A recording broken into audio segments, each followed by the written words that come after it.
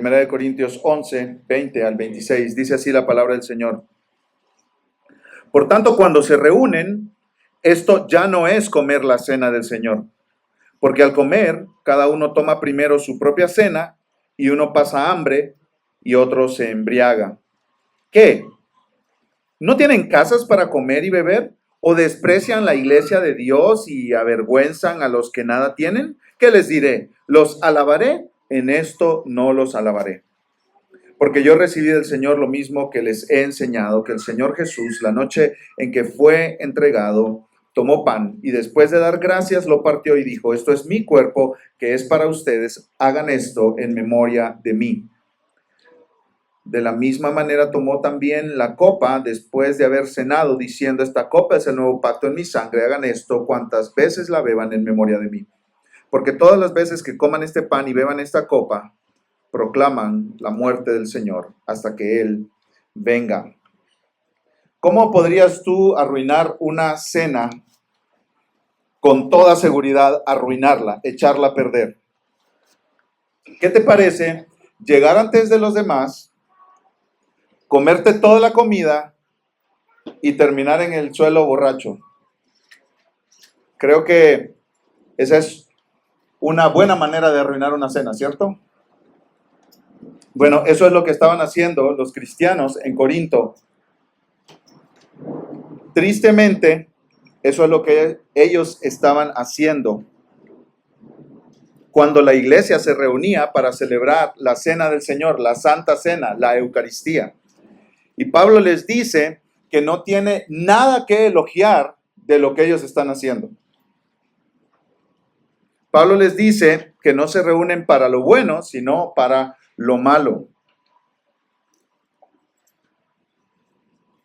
Estamos en una serie de sermones sobre 5 temas muy importantes de la vida cristiana. Hemos considerado las últimas semanas la conversión, el bautismo. Este es el segundo sermón sobre la Santa Cena y todavía nos faltan 2 temas, que es la membresía de la iglesia y la disciplina de la iglesia. Todos estos temas están conectados entre sí y cuando lleguemos a los últimos sermones de la disciplina de la iglesia, vamos a ver con muchísima más claridad cómo todo está conectado, todo está junto, ¿sí? Y hoy consideraremos la Santa Cena. El domingo pasado hablamos de la institución de la Cena del Señor, cuando Cristo, comiendo la última cena con sus discípulos, instituyó la Cena del Señor, instituyó la Santa Cena o la Eucaristía. Y aquí yo quiero mencionar algunas palabras sobre esa palabra especial, Eucaristía. Quizá esa nosotros la relacionamos no con la Santa Cena, pero como con un rito religioso de la religión tradicional. Pero la palabra Eucaristía es una palabra muy importante. En las narraciones de los evangelios, cuando se dice que Jesús instituyó la Cena del Señor, dice que dio gracias. Y la palabra Eucaristía significa eso, dar gracias, gratitud. Entonces, si traducimos del griego la palabra Eucaristía al español, lo que estamos diciendo es dar gracias. Entonces, la Santa Cena en la Biblia y en la tradición cristiana a lo largo de los años es llamada también dar gracias. Y aquí nosotros tenemos un punto de aplicación para nuestra iglesia, incluso para nuestras vidas. En Lucas 22:19, Jesús tomó el pan y después de dar gracias, ahí está la palabra, Eucaristía, ahí está. Dar gracias, lo partió y lo dio. Cuando Jesús instituyó la Cena del Señor, entonces, la Cena del Señor es un momento de dar gracias, de gratitud. Mira un poquito antes, 1 Corintios 10:16. 1 Corintios 10:16, que también el apóstol Pablo está hablando de la Santa Cena ahí, pero conectado con el tema de la idolatría y la adoración a dioses falsos que tenía la ciudad de Corinto. Y Pablo dice, la copa de bendición que bendecimos no es la participación en la sangre de Cristo, el pan que partimos no es la participación en el cuerpo de Cristo, y ahí la palabra bendición es acción de gracias. La copa de acción de gracias que compartimos es la participación en la sangre de Cristo. Entonces, incluso el apóstol Pablo dice que esta copa es la copa de acción de gracias. Entonces, mis amados hermanos, la cena del Señor, cuando la iglesia participa de la Santa Cena, está participando en un acto de dar gracias. Damos gracias porque Cristo se entregó por nosotros. La Santa Cena, escucha esto, mi hermano, si tú batallas con la queja y la murmuración, la Santa Cena no es un acto para quejumbrosos y murmuradores. Es un acto para gente agradecida. Es un acto para gente agradecida. ¿Qué te caracteriza, cristiano? Si tú estás en Cristo, has creído en Cristo, te has arrepentido de tus pecados y has confiado en Jesús, ¿qué caracteriza tu vida? ¿Tu esposa qué diría que caracteriza tu vida? ¿Gratitud o queja? ¿Tus hijos qué dirían que caracteriza tu vida? ¿Gratitud o queja? ¿Tus compañeros de trabajo qué dirían que caracteriza tu vida? ¿Gratitud o queja? Si somos honestos, tenemos muchos de nosotros que levantar la mano y decir, yo soy de los quejumbrosos. ¿Que qué calor hace? ¿Que qué frío hace? ¿Que qué mal atienden en este restaurante? ¿Que qué caro está este restaurante? ¿Que qué desordenado es mi marido? ¿Que qué desordenados son los niños? Y entonces nuestra vida es una continua queja por todo, por todo. Y Cristo nos dejó la Santa Cena para que cuando participemos de ella vengamos como un cuerpo agradecido, como un grupo de personas agradecidos, como un pueblo agradecido. Pero ¿cómo vamos a venir el domingo a participar de la Cena del Señor agradecidos si toda la semana hemos estado queja y queja, murmuración y murmuración y no agradecemos? La Santa Cena es Eucaristía, dar gracias, ser agradecidos. Dicen varios escritores que para Juan Calvino, uno de los temas centrales de la Santa Cena es la generosidad de Dios a nosotros pecadores y nuestro agradecimiento a Dios. Hermanos, esta semana escuché al pastor José Lo Mercado, un puertorriqueño, que dijo esta palabra: en el Evangelio nosotros tenemos todo lo necesario para ser personas agradecidas. El Evangelio mata la queja en la vida de un creyente. El Evangelio mata la murmuración en la vida de un creyente. Si tú quieres razones para quejarte, las vas a encontrar. Y en esta iglesia te las vamos a dar de sobra. ¿Quieres quejarte de una iglesia local? Vente para acá. Aquí tenemos un montón de razones para quejarte. Sí. No tenemos aire acondicionado y en el verano está difícil, ¿cierto? Y ahí está la gente soplándose y que no aguanta el calor. Ahí está. Para quejarte, empieza por ahí.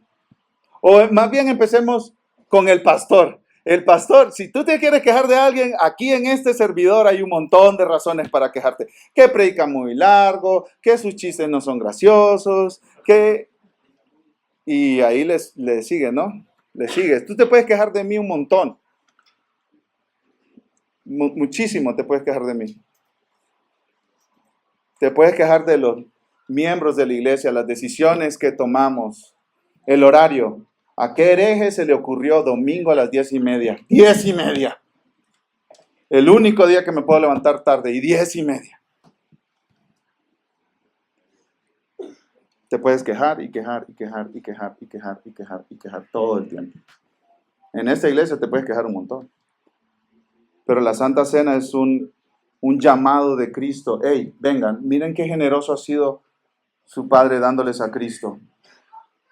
Ustedes merecen el infierno por su pecado, ese es su mayor problema y eso ya se resolvió por la obra de Jesús. Los creyentes deberíamos ser las personas más agradecidas y menos quejumbrosas del mundo. Sí, hermana, te estoy hablando a ti. Sí, exactamente. Te estoy hablando a ti.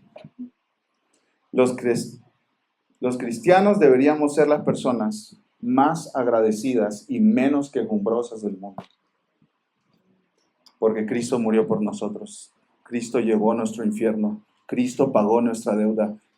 Cristo nos asegura una herencia que no merecemos junto con Él. Gratitud, mis hermanos. Agradecimiento. Imagínate una palabra Eucaristía que ni la usamos a menudo. Es tan importante para nosotros.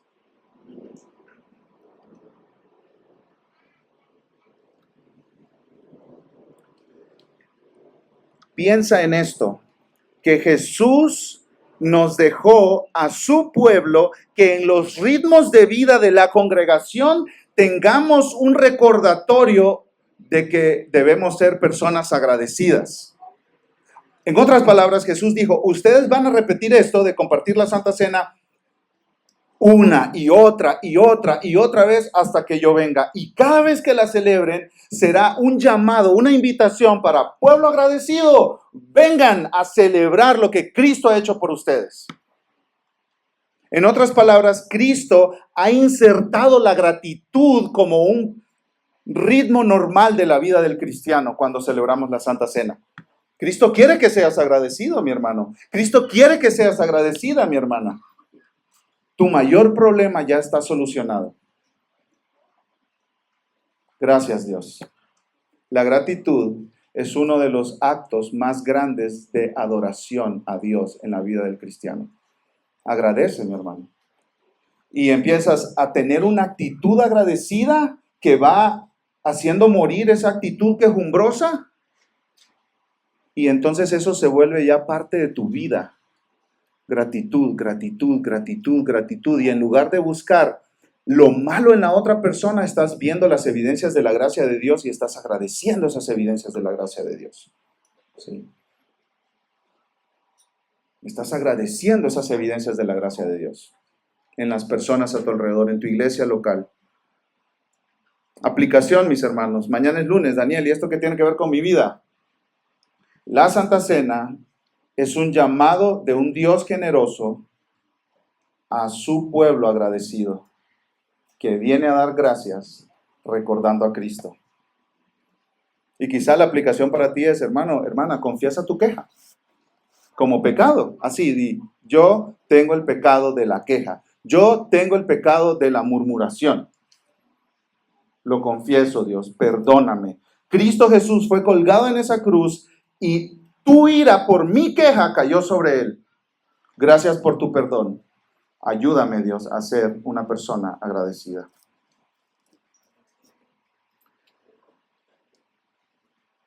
Entonces, en la Santa Cena, somos convocados por Dios para participar de su mesa que nos recuerda su generosidad.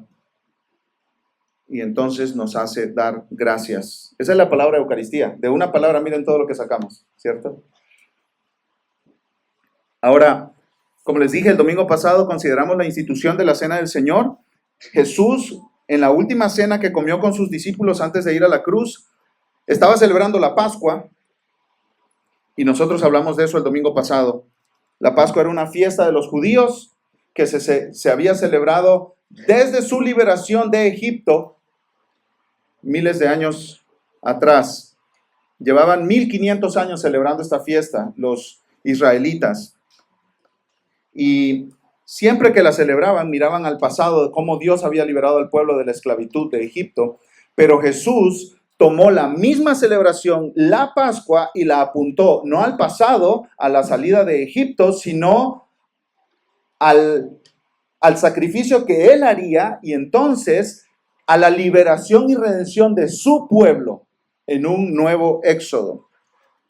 Entonces, la Santa Cena es una parábola, o podemos decir un mini drama de la obra sacrificial de Cristo. Una dramatización de la obra sacrificial de Cristo. Él entregó su cuerpo, por eso comemos pan. Él entregó su sangre, derramó su sangre, por eso tomamos el vino. Por eso tomamos el vino.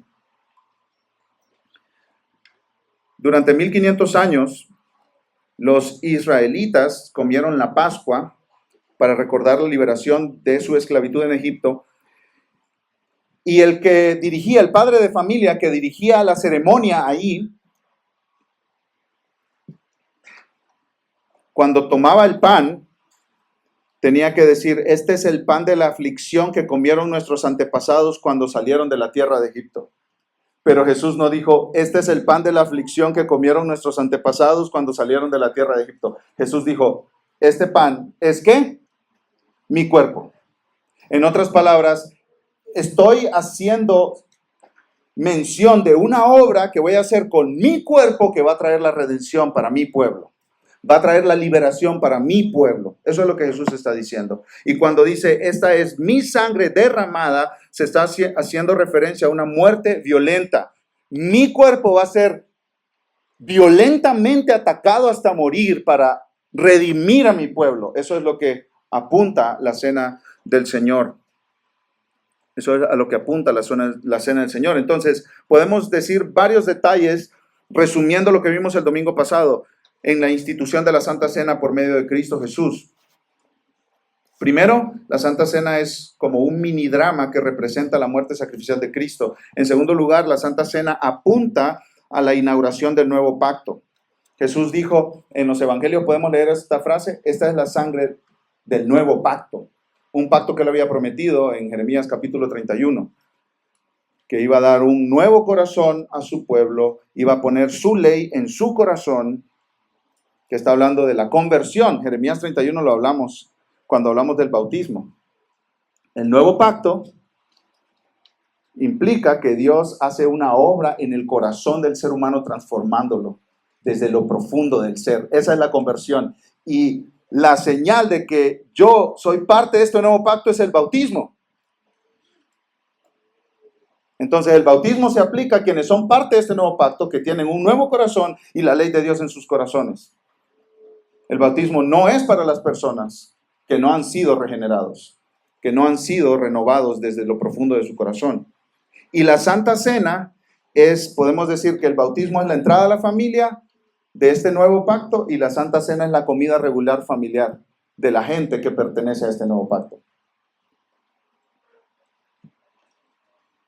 En tercer lugar, podemos decir que la Santa Cena apunta a que Cristo nos está preparando para un banquete que tendremos con Él cuando Él regrese. Eso es lo que Pablo menciona citando a Lucas, el Evangelio de Lucas, ahí en 1 Corintios 11. Miren conmigo, termina de decir en el versículo 25, esta es la copa en el nuevo pacto, en mi sangre, hagan esto cuantas veces la beban en memoria de mí, porque todas las veces que coman este pan y beban esta copa, proclaman la muerte del Señor hasta que Él venga. Entonces, el punto de Cristo ahí es, esta cena les recuerda también que yo vendré por mi pueblo. Y yo voy a comer esta cena con mi pueblo, en mi reino. Eso es lo primero que vamos a hacer cuando, como pueblo, todos los redimidos de todas las eras, de todos los lugares, de todas las lenguas, de todas las naciones, nos reunamos con nuestro Salvador. Vamos a comer. A mí me emociona eso. No sé si a ti te emociona. Vamos a comer. Y a comer bien. Y a comer un banquete. Y vamos a participar de esta cena con nuestro Salvador Jesús. Él dijo, yo no tomaré de nuevo el fruto de la vid, o sea, el vino, hasta que esté con ustedes en mi reino.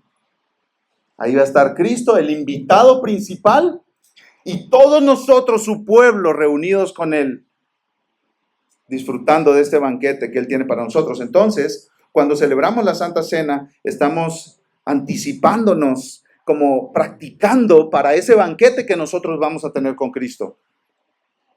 Como un aperitivo del banquete que está por venir en el reino de Jesús. Y en cuarto lugar, y esto lo mencionamos también el domingo pasado, la Santa Cena es la señal de la formación de una nueva comunidad. La Santa Cena es una señal de que Cristo está formando una nueva comunidad en Él. Entonces la Santa Cena apunta a que yo soy parte de un cuerpo, yo soy parte de un pueblo.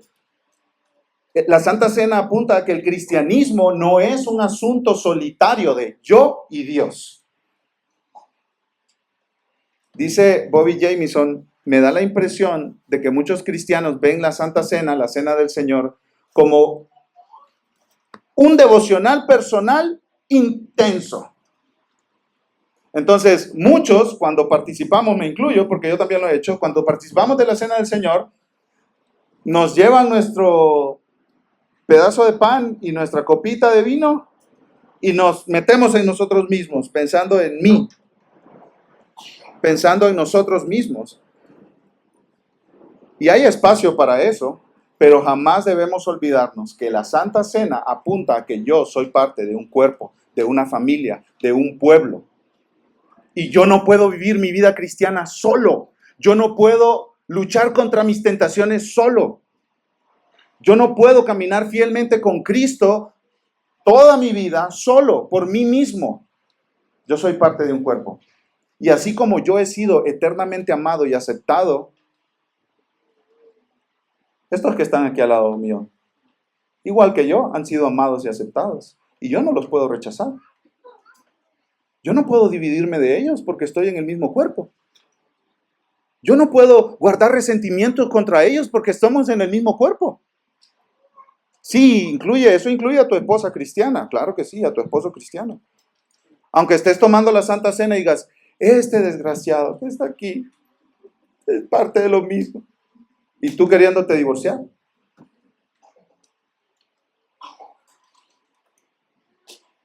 La Santa Cena te recuerda, tú no puedes tener esos pensamientos en tu corazón y en tu mente y agradar a Cristo porque eres parte de un cuerpo. Eres parte de un cuerpo. De nuevo, si el bautismo es la puerta de entrada a la comunidad de la iglesia, la Santa Cena es la comida familiar que celebra continuamente esta familia. Voy a leer una definición de Santa Cena, escrita por Bobby Jamieson. Él dice, la Santa Cena es un acto de la iglesia, no es de individuos alejados. Durante el COVID, muchas iglesias separadas, viendo cada uno sus servicios en línea, participaban de la Santa Cena. Le decían a la gente, consíguete un juguito y un panecillo ahí en la refri y vamos a participar juntos ahí mientras miras el stream, la transmisión en vivo. Eso es totalmente inapropiado, mis hermanos. O también hay parejas que dicen, pastor, en nuestra boda podemos tener la Santa Cena, pero solo para mi esposo y para mí.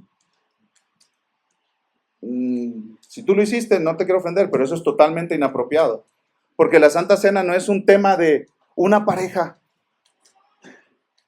que se está comprometiendo para matrimonio. No, eso no es el tema de la Santa Cena. La Santa Cena es de los redimidos de Cristo que se reúnen en un lugar a cierta hora específica, que están juntos participando de la Cena del Señor.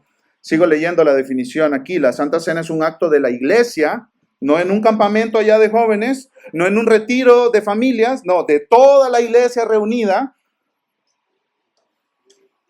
no en una conferencia por allá, donde hay gente de 25 naciones, iglesias, y todos dicen, bueno, vamos a participar de la Santa Cena aquí. No, esa no es una iglesia. Eso es inapropiado. La Santa Cena es un acto de la iglesia, de la comunión con Cristo y los unos con los otros, y una conmemoración de la muerte de Cristo en la que participa del pan y del vino, siendo un acto en el que el creyente recibe los beneficios de Cristo y renueva su compromiso con Cristo y su pueblo, haciendo que la iglesia sea un cuerpo, diferenciándola del mundo. Y esto es algo muy importante, mis hermanos. Quienes participan en la Santa Cena están dentro y quienes no participan de la Santa Cena están fuera. Y esto tiene que ver con la membresía de la iglesia, que la veremos en las próximas semanas, si el Señor lo permite. En otras palabras, si tú estás dentro del cuerpo de Cristo, reconocido por una iglesia local, donde la iglesia local está diciendo, nosotros confirmamos su profesión de fe, tú puedes participar de la Santa Cena, eres parte de la familia de Dios. Y a quien Dios ha autorizado para respaldar tu profesión de fe, te ha incluido, estás dentro. Pero si no, estás fuera, no puedes participar de la Cena del Señor. ¿Sí? De esto vamos a hablar más cuando estemos considerando la membresía de la iglesia local. Todos estos temas están conectados y vamos a ver cómo están conectados más adelante. La Santa Cena sirve para formar una comunidad y redefinir una comunidad. Este nuevo pacto que hizo Cristo tiene participantes que están comprometidos con Cristo y unos con otros. Estos participantes de este nuevo pacto tienen una relación con Dios y tienen una relación con otros que son parte del pueblo de Dios también. Somos una comunidad. Y es interesante aquí, yo se lo mencioné el domingo pasado, que la Pascua se celebraba con las familias. No se celebraba con los amigos, se celebraba con las familias. Entonces estaba el padre de familia, la madre de familia, los niños, y si no eran suficientes para comer un cordero, invitaban al vecino. Entonces eran las familias que participaban juntos de comer la Pascua. Pero cuando Jesús comió esta última Pascua, ¿con quién las comió? Con su nueva familia, sus discípulos. Sus discípulos. Entonces redefinió conexiones relacionales. Incluso en Mateo 12:50, su mamá y sus hermanos lo estaban buscando y Jesús dice, ¿quién es mi hermana, mi hermano y mi madre? Los que hacen la voluntad de mi Padre. Jesús está diciendo, hay una familia, claro, hay una familia carnal de sangre, que es importante. No estamos diciendo que niños, no estamos diciendo que no honren a sus padres, no, honren a sus padres, honren a su madre, respeten y amen y cuiden a sus hermanos. Esa familia es importante, pero hay una familia más importante, la familia de Cristo, la familia de Cristo. La familia de los redimidos de Cristo. Jesús redefinió la identidad de los discípulos. Quienes creen en Jesús son incorporados a una nueva familia y sus identidades se reorientan. Entonces, mi compromiso más grande no es con mi familia de sangre, por más que los ame. Mi compromiso más grande es con mi familia en Cristo. Y esto tiene muchas implicaciones y aplicaciones para cada uno de nosotros, mis hermanos. Para cada uno de nosotros. Tu compromiso más grande no es con tu familia de sangre, es con tu familia en Cristo. Ese es tu compromiso más grande. Y la Santa Cena te recuerda eso. Entonces, la Santa Cena, hay un tema vertical, ¿cierto? Yo estoy reconciliado con Dios y tengo una nueva relación con Dios por la obra de Cristo, no por mis méritos. Pero yo también estoy conectado con otros cristianos y cristianas que son mis hermanos y hermanas y todos somos parte de esta familia. Entonces hay un elemento vertical en la Santa Cena y un elemento horizontal en la Santa Cena. Y aquí es donde llegamos a 1 Corintios 11. ¿Qué pasaba en la iglesia de Corinto, mis hermanos? Aquí nosotros tenemos que dar gracias a Dios porque nos dejó todos los pecados de la iglesia de Corinto por escrito en público aquí. Honestamente, yo no me hubiera voluntariado para que nos dejara todos nuestros pecados escritos en público para la posteridad. Pero sí nos dejó los de la iglesia de Corinto. No estamos agradecidos porque pecaran, pero sí porque los pecados de la iglesia ayudaron a Pablo a aplicar el evangelio a esos pecados. Dice un comentarista, Romanos es la explicación del evangelio y 1 Corintios es la aplicación del evangelio a una iglesia local. La explicación del evangelio, claro, necesitamos que nos expliquen qué es el evangelio, ¿cierto? Pero también necesitamos que nos apliquen el evangelio a nuestras vidas en la iglesia local. Y en 1 Corintios capítulo 1 al 4, Pablo aborda el tema de divisiones en la iglesia. Estaban divididos. Tenían cada uno como sus preferidos. A mí me gusta más cómo predica Pablo. A mí me gusta más cómo predica Pedro. A mí me gusta más cómo predica Apolos. Y otros, digamos que eran los más chidos. A mí me gusta más Jesús.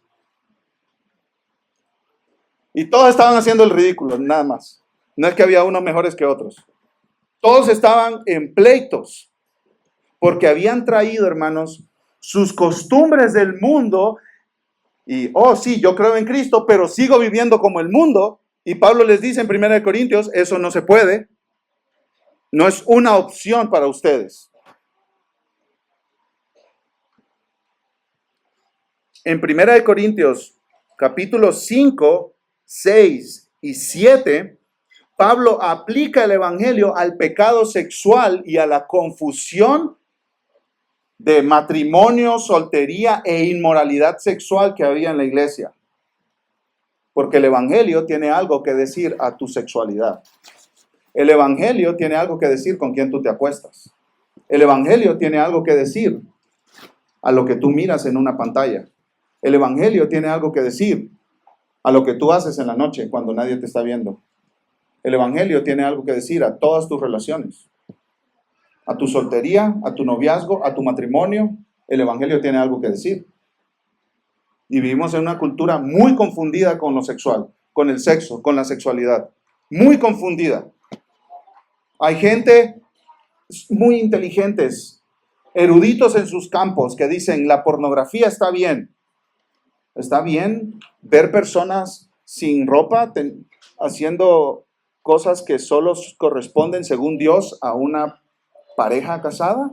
No está bien, mi hermano. No está bien. Y el evangelio tiene algo que decir a eso. Y Pablo lo que hace en 1 Corintios 5 al 7, que algún día predicaremos 1 Corintios aquí en la iglesia y tocaremos estos temas tan importantes. Pablo lo que hace es aplicar el evangelio a la vida sexual de los cristianos ahí en Corinto.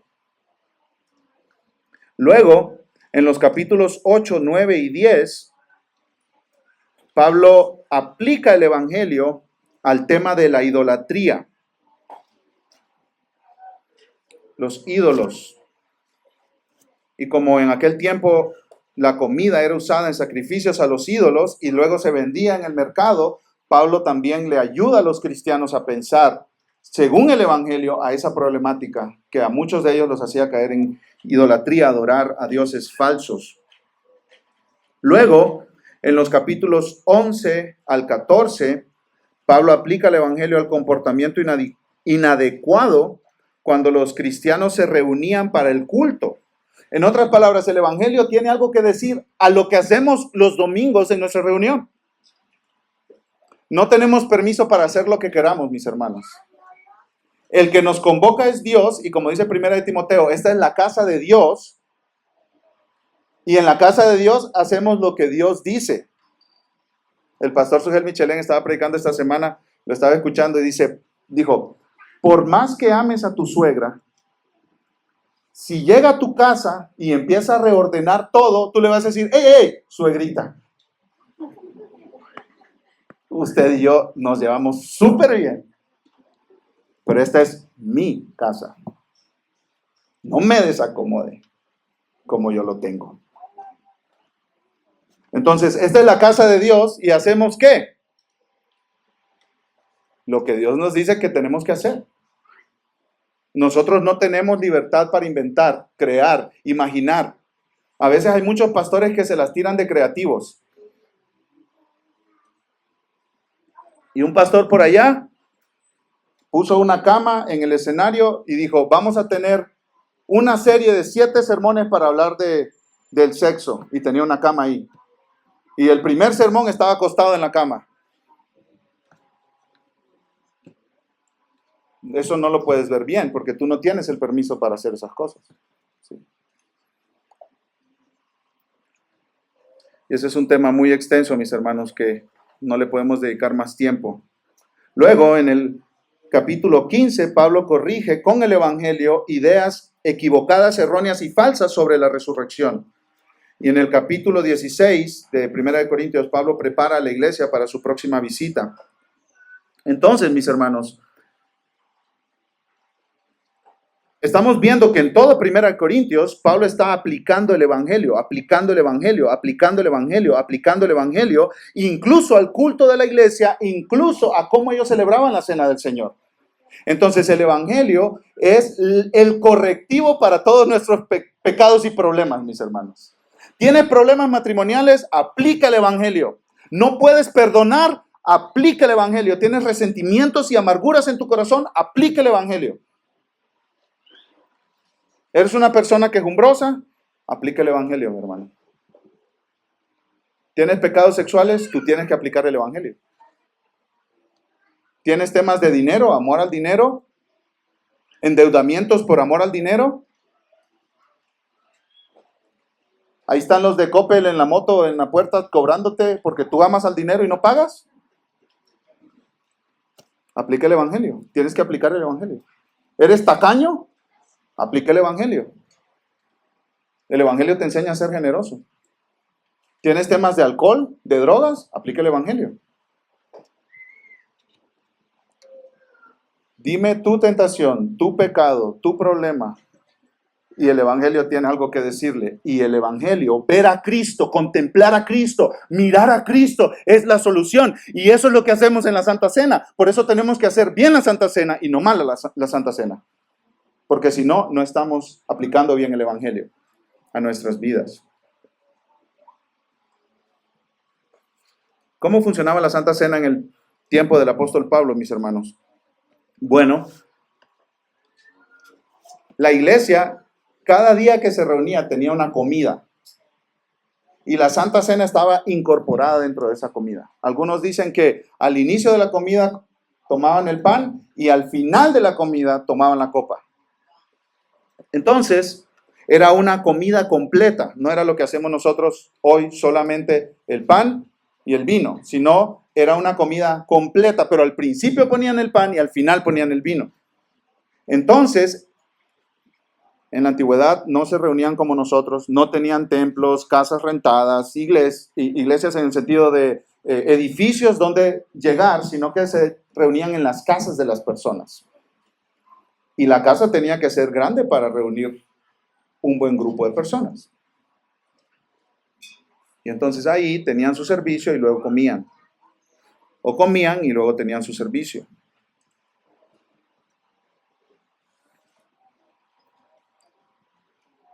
Y había un problema. Esto es lo que dicen los comentaristas. El problema específico era que los creyentes más ricos, de más dinero, comían juntos en el comedor oficial de la casa o la villa donde se reunían, mientras que los ciudadanos, por decirlo así, de segunda clase, quedaban relegados fuera de ese comedor oficial y algunos llegaban de sus trabajos cotidianos, pero cuando llegaban a la reunión de la iglesia, los ricos ya habían comido y se habían comido todo.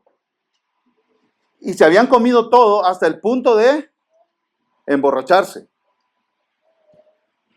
Te puedes imaginar la escena, ¿no? Los ricos que tienen a la gente que les haga todo, que les limpie, que les barra, que les planche, que les lave, que les atienda sus campos, pues tienen todo el día. Y la convocatoria de la iglesia era: vénganse para tener nuestra reunión y nuestra cena de la iglesia 6 de la tarde. Después de que los campesinos terminen sus trabajos. Pero los ricos estaban ahí desde las 3, 2, 3 de la tarde. Ya estaban con los aperitivos. Y ya decían: tráiganos la comida a sus sirvientes. Y ya traían la comida. Se la devoraban. Ese es el lenguaje que usa Pablo ahí en 1 Corintios. Se la devoraban. Tú te imaginas, ya tú tienes ese amigo en mente, ¿cierto? Que no come, se harta. Tú tienes ese amigo en mente, ¿cierto? Bueno, esos eran los corintios. No comían, se aspiraban todo, ¿no? Como esos muchachos adolescentes de 13, 14 años. Acaba de servir la mamá, se dio la vuelta para... Mijo, ¿ya? ¿Quieres más? Así estaban los corintios. Entonces, cuando llegaban los del campo a las 6 de la tarde, a la hora que habían dicho del servicio, sus estómagos estaban pues haciendo ruidos del hambre, venían de trabajar, del sol, de todo el día en la siembra, manteniéndole los campos o cuidándole los ganados a los ricos, y llegaban ahí, ¿y qué había para ellos? Un montón de borrachos tirados ahí. Eso era lo que había. De nuestros santos hermanos de Corinto.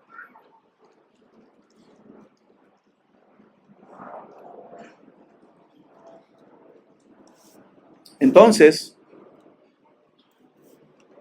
Pablo dice en el versículo 17, 1 Corintios 11, 17, al darles estas instrucciones no los alabo porque no se congregan para lo bueno, sino para lo malo. Iglesia, los voy a reprender.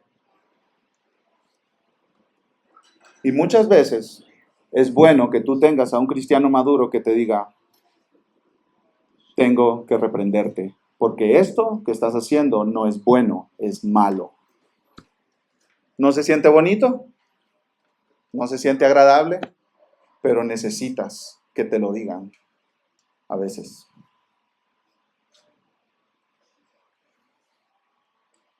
Y a eso apunta la Santa Cena. Necesitamos de otros para vivir nuestra vida cristiana. Hermanos, yo les quiero animar como algo práctico.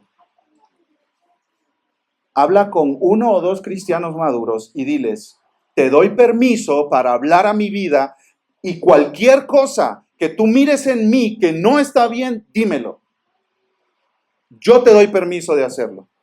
Es más, te ruego que lo hagas. Yo lo necesito. Tú tienes que tener personas en tu vida, no solo uno, varios que conozcan tu vida, conozcan tus tentaciones, conozcan tus situaciones y a quien tú le digas, háblame, dime, si tú ves algo mal en mi vida, dime, no me voy a excusar, no te voy a dar explicaciones, dime, yo te quiero escuchar. Invita esa retroalimentación de otros a tu vida. Y Pablo eso es lo que hace, por amor, ama a sus hermanos, porque más adelante dice que porque participan mal de la Santa Cena, miren el versículo 30, hay muchos débiles, o sea, enfermos, porque Dios disciplina a sus hijos, y vamos a hablar de la disciplina más adelante en esta serie de sermones. Dios disciplina a sus hijos. Dios es un padre, nosotros sus hijos, y Él nos disciplina. Y Hebreos 12 dice que nos da con un azote. No se escucha bonito eso, ¿cierto? Azote. Dios azota a todo el que tiene por hijo. No se escucha bonito. Daniel, yo pensé que Dios era un Dios de amor y compasión. Porque te ama, te disciplina. Porque te ama, te disciplina. Y algunos estaban disciplinados en la iglesia de Corinto porque participaban de una pecaminosa manera en la Santa Cena. Hay muchos débiles, enfermos. Dios los enfermó porque ellos estaban participando mal de la Santa Cena. Y no solo enfermos, sino, dice Pablo, versículo 30, y muchos duermen. Daniel, ¿se estaban echando una siesta? No, estaban muertos. Dios los había matado. No minimicemos esto. Dios los había matado por su pecado. No toda la gente que está enferma porque Dios los está disciplinando. No toda la gente que se muere porque Dios los está disciplinando. Pero a estos de Corinto sí. Y Dios es un padre amoroso que no puede dejarte, si eres su hijo, pecar indefinidamente sin ponerte un alto. Y Él te va a poner un alto. De eso vamos a hablar más en una semana, mis hermanos. Y se lo repito, es un acto de amor. Por eso Pablo les está diciendo, no está bien lo que están haciendo. Es malo lo que están haciendo. Pues en primer lugar, dice el versículo 18, oigo que cuando se reúnen como iglesia hay divisiones entre ustedes, y en parte lo creo, porque es necesario que entre ustedes haya bandos a fin de que se manifiesten entre ustedes los que son aprobados. Por tanto, cuando se reúnen, esto ya no es comer la cena del Señor. Ustedes dicen que es comer la cena del Señor, pero esto no es comer la cena del Señor. Porque al comer, cada uno toma primero su propia cena y uno pasa hambre y otro se embriaga. ¿Qué? ¿No tienen casas para comer y beber? Fíjense que aquí les está hablando a los ricos que tienen sus propias casas y allá pueden beber y comer. ¿O desprecian la iglesia de Dios y avergüenzan a los que nada tienen? ¿Sabes? Cuando tú estás menospreciando a otros cristianos, estás menospreciando la iglesia de Dios. Cuando tú desprecias a otros cristianos, estás despreciando a la iglesia de Dios. Mira lo grave que es no tener buenas relaciones con otros cristianos. Mira lo serio que es no tener buenas relaciones con otros cristianos. Mira lo delicado que es que tú tengas un resentimiento con tu hermano en Cristo, que desprecias la iglesia de Cristo. Mis hermanos, esto es algo muy serio. ¿Qué les diré? Les dice Pablo, los alabaré, en esto no los alabaré. Y luego citan del Evangelio de Lucas la institución de la Santa Cena. Porque yo recibí del Señor, versículo 23, lo mismo que les he enseñado, que el Señor Jesús, la noche en que fue entregado, tomó pan y después de dar gracias lo partió y dijo, esto es mi cuerpo, que es para ustedes, hagan esto en memoria de mí. De la misma manera tomó también la copa después de haber cenado, diciendo, esta copa es el nuevo pacto en mi sangre, hagan esto cuantas veces la beban en memoria de mí, porque todas las veces que coman este pan y beban esta copa, proclaman la muerte del Señor hasta que Él venga. Proclaman o anuncian la muerte del Señor. En otras palabras, como les dije, en la iglesia predicamos el Evangelio con nuestras palabras y predicamos el Evangelio con la Santa Cena también. Es una predicación, pero diferente.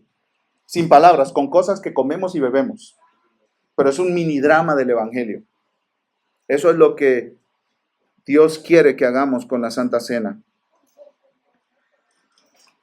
La Santa Cena es un medio visible para contar la historia de la muerte y resurrección de Cristo Jesús. La Santa Cena, repito, es un medio visible para contar la historia de la pasión, de la muerte y la resurrección de Jesús. Y debemos celebrarla con regularidad. Nosotros aquí la hacemos todas las semanas, excepto este tiempo que hemos decidido pausar para reflexionar en estos temas y hacerlo bien. Tomar bien la Santa Cena. Ese es el propósito de toda esta serie de sermones. Uno de los propósitos. Y el punto es que Cristo quiere que hagamos esto hasta que Él venga, continuamente hasta que Él venga. En otras iglesias se hace una vez al mes, en otras iglesias una vez cada 3 meses, en otras iglesias cada 6 meses. No dice en la Biblia cada cuánto lo hagamos. Entendemos al leer Hechos, incluso aquí Primera de Corintios, que en la iglesia del primer siglo lo hacían todas las semanas. ¿Sí? Porque Pablo dice, cuando se reúnen y participan de la cena del Señor. Entonces era algo de todos los servicios de adoración, así lo entendemos nosotros. Mira lo que dice el versículo 27, 1 Corintios 11, 27. De manera que el que coma el pan o beba la copa del Señor indignamente será culpable del cuerpo y de la sangre del Señor. Si tú comes indignamente, serás culpable del cuerpo y de la sangre del Señor. Hermanos, ¿qué quiere decir este versículo? ¿Qué es tomar indignamente la Santa Cena? ¿Cuál era el contexto? Hemos dedicado un buen rato a hablar de la situación en la iglesia de Corinto, ¿cierto? Estaban peleados, estaban divididos, tenían rencores unos con otros. Mis hermanos, el domingo se reunían y cantaban juntos y el lunes estaban en el juzgado demandándose el uno al otro. Tenían resentimientos y odios y problemas no resueltos y grupitos y favoritismos. Y los ricos despreciaban a los pobres. ¿Qué es tomar la cena del Señor indignamente? Cuando a ti no te importa el cuerpo del pueblo de Cristo. Eso es tomar la cena del Señor indignamente. Guardas resentimientos, guardas rencores, guardas odios, guardas amarguras contra otros cristianos. Es que me quedó viendo mal, es que me ofendió, es que le dijo gordo a mi hijo y mi hijo no está gordo. Y entonces empiezas ahí con esa rabia y entonces llegas a la iglesia y lo ves por allá y dices, mejor me voy por otro lado, no lo puedo ni ver. Eso es tomar la cena del Señor indignamente. Porque la cena del Señor apunta a que eres parte del cuerpo de Dios. A que eres parte de los redimidos del Señor. Y es como que te pones en una postura de superioridad. Oh, yo sí merezco ser perdonado. Menos aquel sinvergüenza, mira. Tú ni sabes lo que me hizo.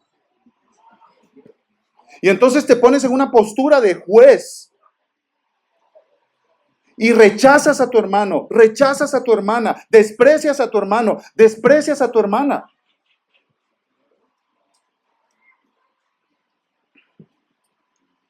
Y eso no es lo que hace el Evangelio, ¿cierto, mis hermanos? El Evangelio me une al otro. Yo he sido perdonado de todos mis horribles y pecaminosos pecados. Y él también, ella también, ellos también. Entonces a veces cuando celebramos la cena del Señor aquí, les decimos, hermanos, no cierren sus ojos, miren alrededor. Esos desordenados son redimidos por la sangre de Cristo. Salvos, amados, eternamente amados, por el mismo Padre que los ama a ustedes eternamente también. ¿Qué es comer la cena del Señor indignamente? Despreciar a los otros cristianos. Y entonces eres culpable del cuerpo y la sangre del Señor.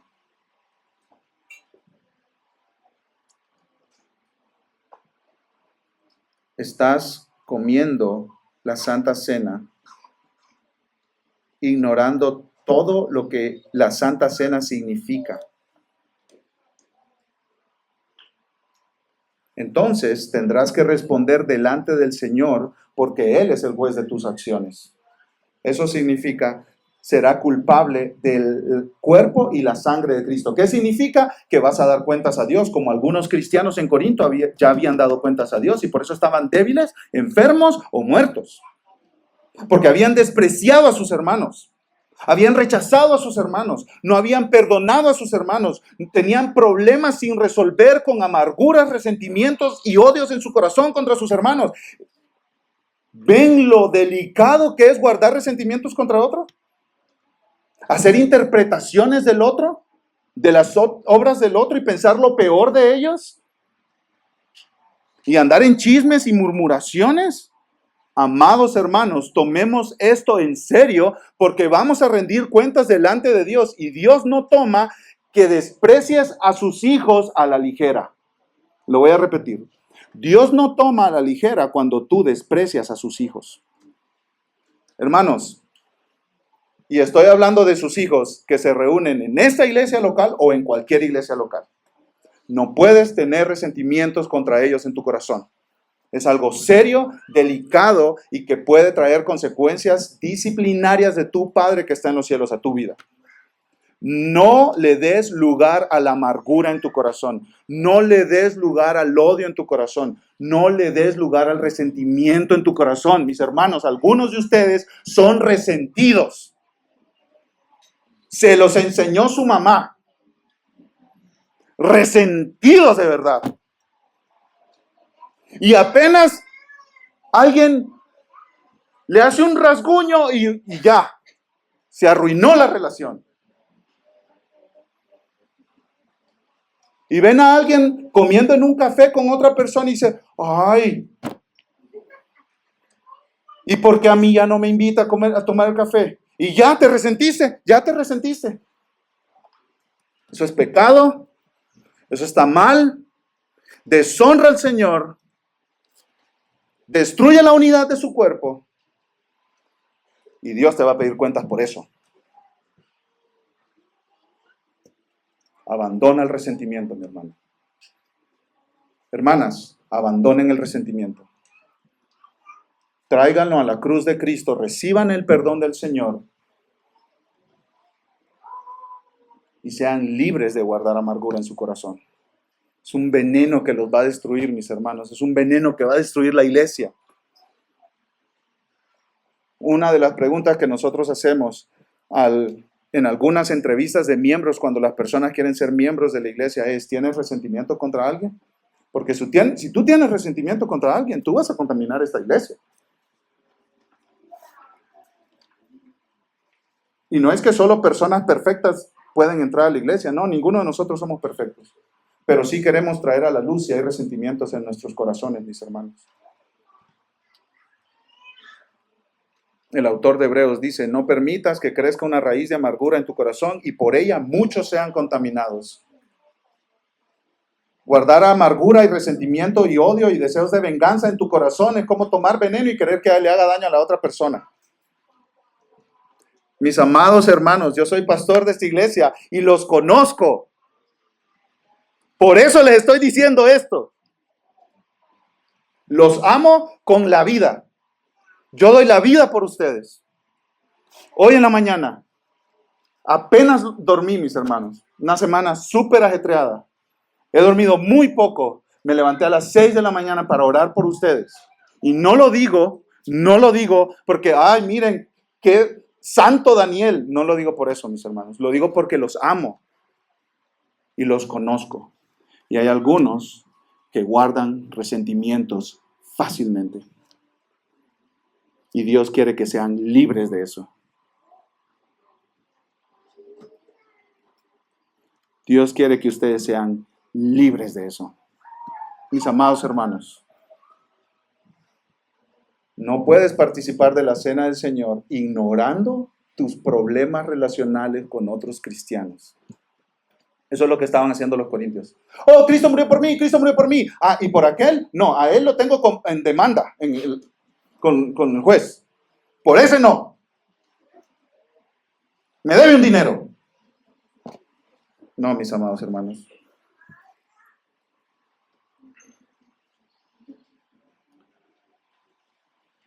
Por eso es importante que cada uno de nosotros nos examinemos. Miren lo que dice el versículo 28. Por tanto, para no tomar indignamente la cena del Señor y ser culpables y rendir cuentas a Él, por tanto, examínese cada uno a sí mismo y entonces coma del pan y beba de la copa. Examínense. Tienes que examinarte, mi hermano. ¿Tengo rencor yo en mi corazón contra alguien? ¿Tengo amargura contra alguien? ¿Estoy resentido contra alguien? ¿Tengo resentimientos en mi corazón? Pero mira lo que dice. Presta atención porque esto es importante. En muchas iglesias no siguen leyendo, se quedan ahí nada más. En muchas iglesias se quedan ahí. Por tanto, examínese cada uno a sí mismo y entonces coma. ¿Sí prestaron atención a esa frase, mis hermanos? Coma. En algunas iglesias dicen, no comas. Pero Dios dice, coma. Esa es una diferencia enorme, mis hermanos. Entre coma y no coma hay una diferencia enorme. Porque algunas iglesias se confunden y usan la Santa Cena para disciplinar a la gente y le dicen, no coma, no coma, no coma. No, la Biblia nunca dice no comas, excepto si persistes en tu pecado sin arrepentimiento. Ahí sí, se excomunica o excomulga a la persona. No puedes participar en la comunión, la Santa Cena. Pero si tú reconoces que tienes un pecado, arrepiéntete ahí, ven a la cruz ahí en ese momento y come. Porque la Santa Cena es un minidrama del Evangelio que te dice a ti, ya estás perdonado de ese pecado. Incluso, si llega el punto, mi hermano, mi hermana, que tú dices,